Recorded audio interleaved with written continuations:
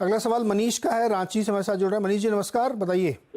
हाँ, good morning sir. जी sir, मेरे पास IDFC first bank है, 1500 शेयर है सर, 54 रुपीज़ के भाव पे सर। तो ओके। उसमें 1 से 2 साल तक ही रख सकता हूँ। और नागार्जुना कंस्ट्रक्शन है सर, 96.75 के भाव पे 1000 शेयर सर। सरन जी पहले तो ये देखिए, IDFC फर्स्ट बैंक इस रेंज में 50, 55, 52, 54, 60 के आसपास बहुत सारे लोगों ने इंटरेस्ट दिखाया था और लिया भी था, और अभी स्टॉक हो गया 85। क्या राय बनती है इस पे? अच्छा फायदा है इनको? देखिए 15-16 के हाइस के आसपास ये उन स्टॉक की लिस्ट में है जो तकरीबन थोड़े 20-25% BSE 500 के स्टॉक्स रहेंगे, जहां पे 2015-16 में हाइस बन गए थे, उसके बाद नए हाइस बने नहीं। अब जाके इसने अपने 15-16 के हाइस को निकाला है। तो आई थिंक जब इतना ट्रेड में बने हैं और स्टॉक इतना बड़ा अपने लिए एक री रेटिंग कर रहा है कि काफी लंबे गिरावट के बाद एक नया हाई बनाने की कोशिश कर रहा है, ऑल टाइम नया हाई बनाने की कोशिश कर रहा है, तो आई थिंक ट्रेड में बने रहना चाहिए। और बात इनको भी वही बोलूंगा कि 2 हफ्ते और ट्रेड में बने रहे मोटा मोटी, और मेरे हिसाब से no doubt trailing stop loss का इस्तेमाल करें।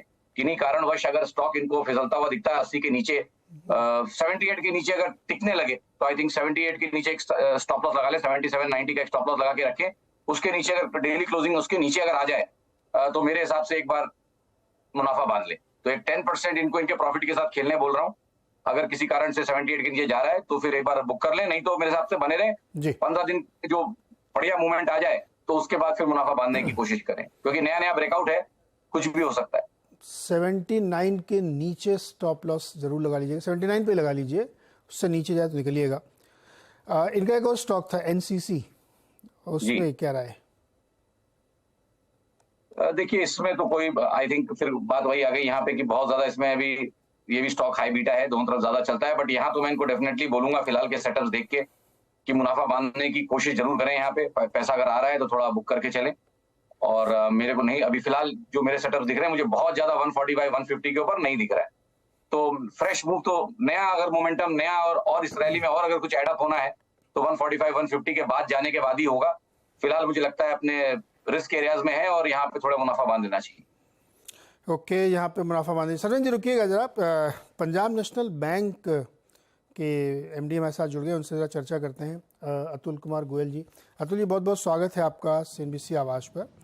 और बैंक, सरकारी बैंकों ने भी और खासतौर पर आपके बैंक ने भी बेहतर प्रदर्शन दिखाया। स्लिपेजेस काफ़ी रिकवर किए हैं, कम हुए, डिक्लाइन हुआ है, एसेट क्वालिटी इम्प्रूव हुई है, लेकिन कासा अभी भी दिक्कत में है, थोड़ा सा अभी कम है। क्या सर, कैसे आप लोग कैसे हाईलाइट कर रहे हैं इसको? नमस्कार नीरज जी।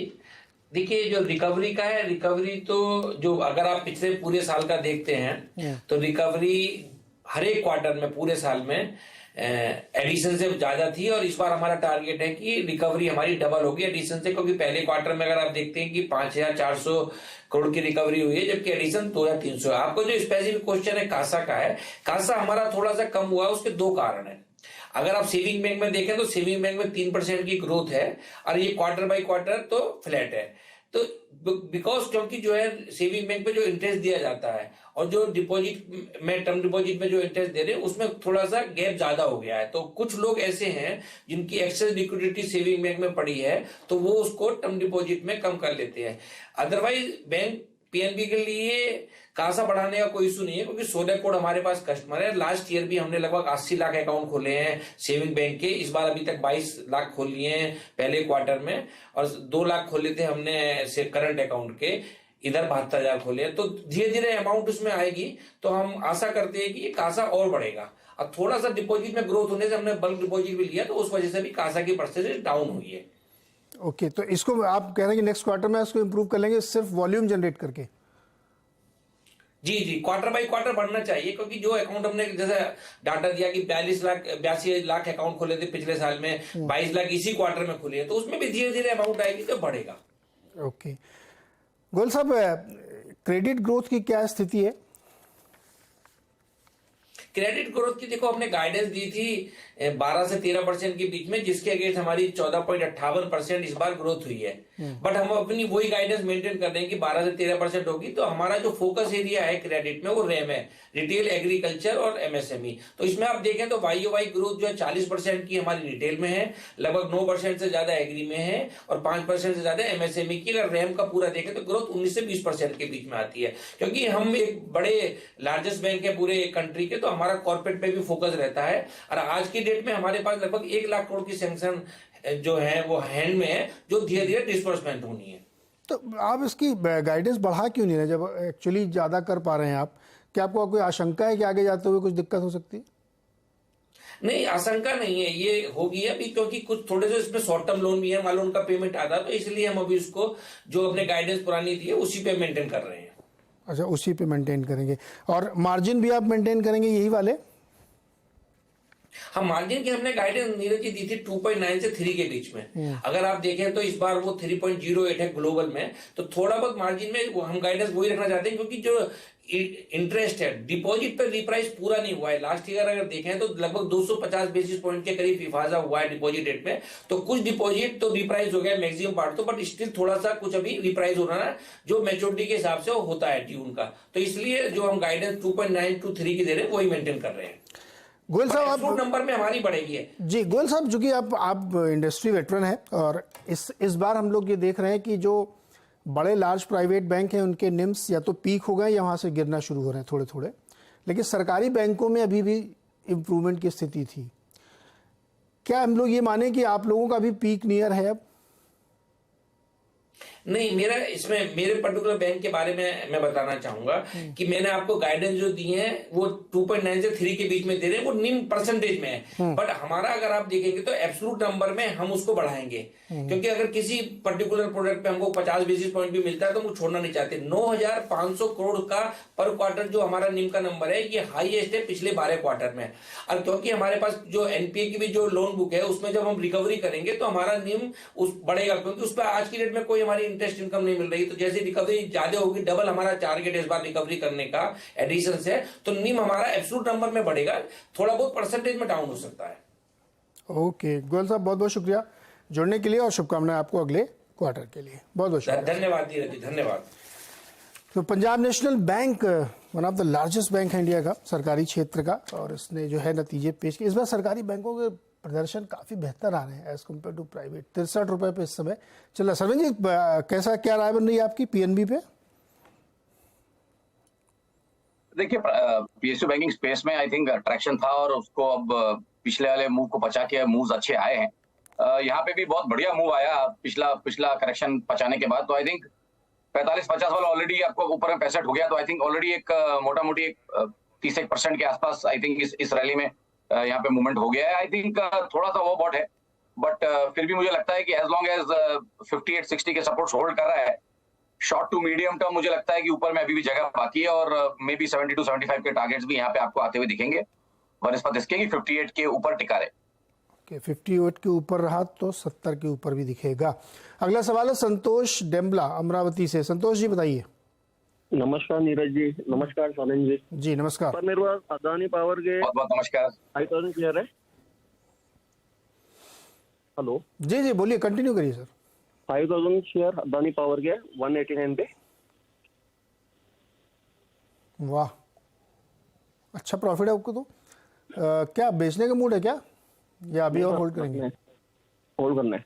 होल्ड करना है सरवीन जी, होल्ड करना है इनको अभी भी, और ठीक ठाक प्रॉफिट हो रहा है इनको? नहीं देखिए मैं इस स्टॉक में बोलता हूँ भाई, ये खतरों के खिलाड़ी है। 5% लोअर सर्किट, 5 पर अपर सर्किट में चलता है स्टॉक, इतने दिनों से तो वही चल रहा है। मतलब अगर आप इसकी पुराना डेटा उठा के देखेंगे लास्ट 3-6 महीनों की, तो सर्किटों में ही चला है। तो आई थिंक अभी मैं ये इनके ज्ञान के ऊपर छोड़ता हूँ। इस क्वेश्चन को तो मुझे पास करना पड़ेगा। आई थिंक ट्रेड इन्होंने लिया है, मेरा इस पे व्यू नहीं है ज्यादा। तो कोई स्टॉप लॉस तो सुझा सकते हैं? अब सर चार्ट्स पे मेरा बहुत ऐसे सब चार्ट्स में मैं क्या कॉल दूं sir. Circuit up circuit down में कैंडल्स ही नहीं बनते, डेली कैंडल्स तो कुछ बनते नहीं, वीकली मंथली पे जाके सोचना पड़ेगा। तो आई थिंक फिलहाल मेरे पास कोई स्ट्रॉन्ग व्यू नहीं है यहाँ पे, तो मैं पास करना चाहूंगा। ओके संतोष जी, चूंकि न्यूज़ ड्रिवन काउंटर है और चार्ट पे बहुत कैंडल बन नहीं रहे, चूंकि इसकी जो मूवमेंट है वो बहुत ऊपर नीचे तेज़ी वाली है, लेकिन चूंकि आप प्रॉफिट में हैं और अच्छा खासा प्रॉफिट आपको हो रहा है, तो आप अपनी समझ से इसको ज़रूर ध्यान रखिएगा, क्योंकि किसी दूसरे एनालिस्ट से किसी दूसरे दिन हम लोग राय जरूर ले सकते हैं, लेकिन प्रॉफिट में है तो आप उसको ज़रूर ध्यान में रखिएगा। अगला सवाल है रवि धवन का, कालका हरियाणा से। रवि जी नमस्कार, बताइए सर। नमस्कार सर, मेरे पास ना आईटीसी पड़ा है, 1050 शेयर है, रेट है 218 रुपये। एडवाइस चाहता हूँ आगे के लिए। तो सर बहुत बढ़िया, डबल से ज़्यादा है आपका स्टॉक तो। जी जी जी, एक बार 500 टच करने वाला था, अभी सजेस्ट करो क्या। मैं लॉन्ग टर्म इन्वेस्टर हूँ। हाँ, वो होटल वाला बिजनेस अलग किया ना, तो वो थोड़ा सा बाजार को लग रहा है कि होल्डिंग कंपनी टाइप की क्यों बना दी, सीधे सीधे क्यों नहीं कर दिया 1-1 वाला। जी जी जी, बहरहाल अभी भी 471 पे ट्रेड कर रहा है। सरवेन जी, आईटीसी 218 पे लिया रवि जी ने। नहीं, पहले तो इनको बहुत बहुत मुबारकबाद, एक बढ़िया ट्रेड पकड़ा इन्होंने, पैसा भी अपना डबल किया है। अब आप उस पैसे को अब बचाना है, तो उसके दो तरीके हैं, या तो थोड़ा मुनाफा बांधे, आधा बांधे तो आधा हमेशा के लिए फ्री हो जाएगा, या एग्रेसिव ट्रेड लेके चले, बढ़िया ट्रेलिंग स्टॉप लॉस लेके चले। तो आई थिंक फिलहाल के बाजार के सेटअप्स में, और जहां बाजार भी अभी ऐसा है कि कहीं शायद नया ब्रेकआउट हो जाए और कुछ और ऊपर में ऐड हो जाए, उस उम्मीद पे आई थिंक एक एग्रेसिव ट्रेलिंग स्टॉप लॉस के साथ आई थिंक अगर ट्रेड में बना रहना चाहते हैं तो बने रहें। मेरे हिसाब से अगर मैं इनको एकदम टाइट एक स्टॉप लॉस दूं तो मोटा मोटी आई थिंक 450-455 के एरियाज में मुझे दिख रहे हैं इंपॉर्टेंट लेवल्स। तो आई थिंक 450 के जस्ट नीचे कहीं एक अगर स्टॉप लॉस रखना चाहें, 449-40 का क्लोजिंग ओनली स्टॉप लॉस रखें, और मेरे हिसाब से ट्रेड में फिर 1-1.5 हफ्ते और बने रहें, जहां तक बाजार की क्लैरिटी आ जाए उसी वहां तक आई थिंक बने रहें। अगर बाजार में ब्रेकआउट नहीं हुआ तो नेक्स्ट वीक फोर्टनाइट में आई थिंक आधा मुनाफा बांध लेना चाहिए। ओके सरन जी, स्पंदना स्फूर्ति देखते हैं चार्ट में आप? सर मैं इसको बहुत रेगुलरली ट्रैक नहीं करता हूँ। ओके, इसको बहुत ज़्यादा ट्रैक नहीं करते हैं, तो इसको अभी फिलहाल के लिए छोड़ देते हैं। एक सज्जन है जिन्होंने इंडो स्टार पे क्वेरी अपनी भेजी है, और वो ये कह रहे हैं कि उन्होंने इस पे पैसा बनाया है, कन्विक्शन कॉल थी आपकी कविता जी का, 177 इसने टच किया है अभी। क्या राय बनती है इंडो स्टार पे? 177.85 चल रहा है अभी। इंडस टावर नहीं, इंडो स्टार कैपिटल। नहीं सर, ये शायद व्यूअर की क्वेरी थी, मैंने कोई इस पर रिकमेंडेशन नहीं दिया था, बट व्यूअर की क्वेरी पे उस समय चार्ट्स देख के मैंने थोड़ा बोला था। बट ये भी मैंने यही बोला था कि भाई ये भी खतरों के खिलाड़ी वाला ही स्टॉक है। व्यूज देने पड़ते हैं, इसलिए देते हैं कि अब ये भी सब सर्किट में अप डाउन वाले स्टॉक्स हैं, T2T वाला स्टॉक है, तो उसमें ट्रेडिंग तो ये क्या करेंगे। तो इन्होंने इन्वेस्टमेंट आउटलुक पूछा था, तो मैंने यही बोला था कि भाई जब तक नेकलाइन निकाल के खड़ा है 165 की, तब तक ऊपर के दायरे आते रहेंगे। तो आई थिंक अगर मुनाफे में है और टारगेट्स आए हैं तो फिर ट्रेलिंग स्टॉप लॉस को 165 के आसपास कर लें और ट्रेड में बने रहें अनदर 1 फोर्टनाइट, जो मैं इस समय एक स्टांस लेके चल रहा हूँ कि बाजार की क्लैरिटी 1 से 1.5 हफ्ते में आ जाएगी अप या डाउन, तो उस समय फिर एक लार्जर पोजिशनल ट्रेड भी या कॉल भी ले पाएंगे। ओके, फायदा है तो लेना चाहिए, इसमें क्या है, बन गया कैसे भी करके। संतोष चौहान जी हैदराबाद से हमारे साथ जुड़ रहे हैं। संतोष जी नमस्कार, बताइए। Sir good morning sir. जी गुड मॉर्निंग। मेरे पास वेदांता के 353 शेयर है, 480 के कॉस्ट पे, नेक्स्ट 1 और 2 ईयर्स के लिए होल्ड कर सकता हूँ, और आईटीसी 20 से 490 प्राइस, दोनों लॉन्ग टर्म के लिए लिया हूँ। सरवन जी, वेदांता में अब आईटीसी में तो सर हम लोगों ने अभी एक कॉल दिया है, उस पर तो बने रहिए आप, कोई दिक्कत नहीं। अभी जस्ट सरवेन जी ने कॉल दी और आपका प्राइस भी ठीक है। वेदांता बताइए सर। सरवेन जी देखिए, मेटल्स में इनिशियल वो जो करेक्शंस के बाद जो हमने 21-22 में जो करेक्शंस देखे, उसमें उसके बाद जो है आई थिंक खाली सुस्ता रहा है और एक ब्रॉडली एक रेंज में अटक गए हैं सारे स्टॉक्स। तो आई थिंक जस्ट अपने 200 दिन के एवरेज के नीचे कहीं एक कंसोलिडेशन रेंज बना रहा है वेदांता, और वो रेंज मोटा मोटी 260 से लेके 300 के बीच में है। तो आई थिंक यही दायरा है, तकरीबन लास्ट 6 महीने से यही दायरा चल रहा है। आई थिंक उन्हीं दायरों में अभी मेरे हिसाब से टिका रहेगा। बहुत ज्यादा डायरेक्शनल मूव मुझे यहाँ पे अभी फिलहाल नहीं दिख रहे। रेंज ब्रेकआउट आइदर साइड अगर हो जाता है, ब्रेकआउट या ब्रेकडाउन, तो फिर एक कॉल लेंगे, बट फिलहाल तो आई थिंक एक रेंज बाउंड मूव रहेगा यहाँ। ओके, एक रेंज बाउंड मूव रहेगा, लॉन्ग टर्म के लिए है, तो अभी आपको इसमें काफ़ी वक्त गुजारना पड़ सकता है। एसके मिश्रा मुंबई से जुड़ रहे हैं। मिश्रा जी बताइए क्या सवाल है? अच्छा, मिश्रा जी जुड़ नहीं पा रहे हैं। तपस चंद्रा शिवपुर हावड़ा से। तपस जी बताइए। हेलो जी बोलिए। अच्छा, मेरा पास आरके फुजिंग है, उसका बाइंग प्राइस है 460। अभी ये लॉन्ग टर्म के दो तीन साल के लिए होल्ड कर सकते हो। और दूसरा ये रीरेटिंग का कोई ये है, अभी तो बहुत ऑर्डर मिल रहा है, देखा है। ओके, मैं एक बार बताता हूँ आपको। सर जी, आरके फोर्जिंग चार्ट पे देखिए कैसा लग रहा है। साल 2 साल होल्ड करना चाहते हो, प्राइस इनका अच्छा था, प्रॉफिट में है। नहीं देखिए, थिनली ट्रेडेड स्टॉक है, वॉल्यूम रेटिंग रहते हैं, बट आई थिंक फिलहाल ट्रेंड सेटअप्स अच्छे दिख रहे हैं यहाँ पे। तो आई थिंक मेरे हिसाब से अगर यहाँ पे इनको रहना है ट्रेड में तो 535 के आसपास मुझे इमीडिएट सपोर्ट दिख रहे हैं, या तो बड़े सपोर्ट्स अगर देखना चाहें तो 510 520 के आसपास रहेंगे। तो आई थिंक ट्रेड में बने रहें और हफ्ता 15 दिन और दे दें इसको।